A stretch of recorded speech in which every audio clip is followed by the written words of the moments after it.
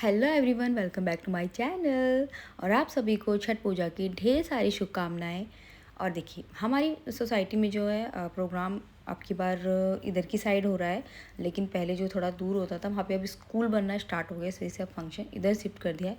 अब मुझे लगता है हर साल फंक्शन जो है छठ पूजा का यहीं पर होगा। यहीं से जो सूर्य अस्त होता हुआ और उगता हुआ दिखता है, इसी वजह से ये पॉइंट उन्होंने शायद चुना होगा। और दूर से ही जो है ना, मतलब छठ पूजा के पास में जाती जा रही थी, लेकिन दूर से ही मतलब अगरबत्ती धूपबत्ती की जो खुशबू है वो आनी शुरू हो गई थी कि हाँ, अब हम नज़दीक पहुंच रहे हैं छठ पूजा स्थल पर, जो कि बहुत ही ज़्यादा प्यारा लग रहा था। ये वीडियो पुराना है, पिछले साल का, 2023 का। और आप देख सकते हो वासु भी जो है छोटा ही है मेरी गोदी में। मतलब उस बच्चे के हिसाब से ठंड है अभी यहाँ पर, लेकिन हम लोगों के हिसाब से नहीं है इतनी ज़्यादा। और देखिए, ये सारा जो नज़ारा है देखने में बहुत ही ज़्यादा मतलब प्यारा लगता है। और साथ ही साथ जो है एक सकारात्मक ऊर्जा वहाँ मिलती है, पॉजिटिव एनर्जी जिसे कहते हैं वो मिलती है, जो कि बहुत ज़्यादा प्यारी लगती है। और फिर इसके बाद जो है सबने दीपक वगैरह जगाए हुए थे। और देखिए, जो दीपक जगते हैं ना, उनकी तो मैं क्या ही बोलूँ। मतलब वो जगते हुए तो इतने ज़्यादा प्यारे और खूबसूरत से लगते हैं, वो बहुत ही ज़्यादा। सब एकदम नए नए कपड़े पहन के एकदम सज धज के, मतलब खुशियाँ ही खुशियाँ ना। और सबसे बेस्ट पार्ट मुझे यहाँ का ये भी लगता है कि जो सिंदूर लगाया जाता है, नाक से लेके पूरा मांग तक भरा जाता है, ये मुझे बहुत पसंद है। तो स्पेशली मैं ये लगवाने के लिए भी जाती हूँ क्योंकि मुझे बहुत ही ज़्यादा प्यारा लगता है। और यहाँ पे जो पटाखे वगैरह चला रहे थे बच्चे, इन्जॉयमेंट कर रहे थे, लेकिन ऐसा नहीं करना चाहिए क्योंकि पटाखे जो हैं इन्वायरमेंट के लिए भी अच्छे नहीं है, और बच्चे जल भी जाते हैं इससे काफ़ी ज़्यादा। और देखिए, यहाँ का जो माहौल है इस तरीके से है मैंने लगवा लिया था सिंदूर, और वासु तो बस मेरी गोदी में चिपका हुआ था, मैं उसको बोलती इधर तो जाने के लिए।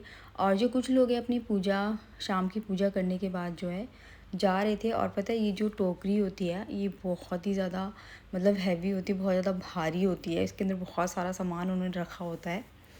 सच में मैं तो देखती मतलब वो कैसे उठा के ले जाते हैं। तो बाकी जो है धीरे धीरे सभी लोग अपने घर को जा रहे थे। फिर नेक्स्ट डे मॉर्निंग में, अभी 7 बजे हैं, अभी सूर्य नहीं निकले हैं आज लेट निकलेंगे, जैसे करवा चौथ पे निकलते हैं ना लेट चांद, और ऐसी सूर्य का आज दिन है चलते हैं फिर, आओ।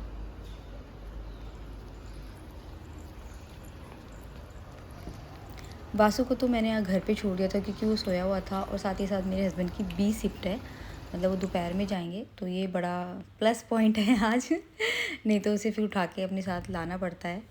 और मैं भी जो है एक लोटे में जल लेकर आई थी सूर्य देव को अर्घ देने के लिए। और आपको दिख ही रहा होगा मेरी आंखें जो हैं थोड़ी ऐसे मोटी मोटी हो रखी, क्योंकि मैं जल्दी उठी हूँ। पहले जब मैं आती थी तो मुझे इतनी नॉलेज नहीं थी, इतना नहीं पता था मतलब इस पर्व के बारे में। जैसे जैसे मैं आने लगी वैसे मुझे पता चलने लगा कि जहाँ पे जो लोग व्रत करते हैं, जो पानी में खड़े होते हैं, उनको हम जैसे जल दे सकते हैं, दूध मतलब उनको दे सकते हैं इस तरीके से।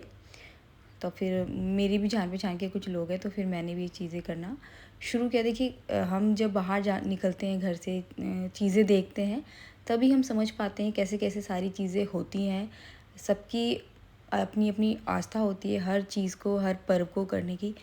और कुछ लोग जो होते हैं, मैंने देखा है कि मजाक उड़ा रहे होते हैं दूसरे का ये करने का, तो ऐसा हमें नहीं करना चाहिए। सबकी श्रद्धा जो है अपनी चीज़ों के लिए अलग अलग है, तो उनकी श्रद्धा उनके साथ रहने दीजिए और किसी का मजाक ना उड़ाएं। और जब आप वहाँ जाते हो और अगर आप सुहागन हो, तो वो आपको बुलाकर भी सिंदूर लगा देते हैं, पर वो आपसे पूछ लेते हैं कि अब यहाँ से लगाऊँ या सिर्फ मांग से लगाऊँ, क्योंकि बहुत से लोग नहीं पसंद करते नाक से लगवाना, इसीलिए तो मैंने बोला नहीं नहीं, खूब अच्छे से भर भर के लगा दीजिए, कोई दिक्कत नहीं है। इसके बाद मैंने भी जो है सूर्य देव को जल दिया।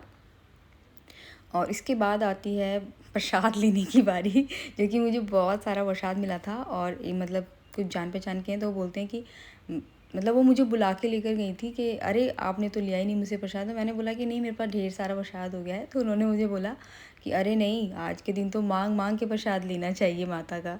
मैंने कहा अच्छा ऐसा है क्या चलिए ठीक है, दे दीजिए। और साथ ही साथ हमें इस चीज़ का भी ख्याल रखना चाहिए कि प्रसाद हम जितना खा पाएँ उतना ही लें। ऐसा नहीं है कि हमने बहुत सारा ले लिया फिर हम उसे खा नहीं पा रहे, इधर उधर फेंक दे रहे हैं, तो वो अपमान होता है प्रसाद का भी। तो इस तरीके से बिल्कुल भी ना करें। और देखिए ये जो ब्लॉग है यहीं तक है छठ पूजा का। छठ माता की जो कृपा है वो सब पर बनी रहे। अब हम मिलते हैं अगली वीडियो में। Bye bye.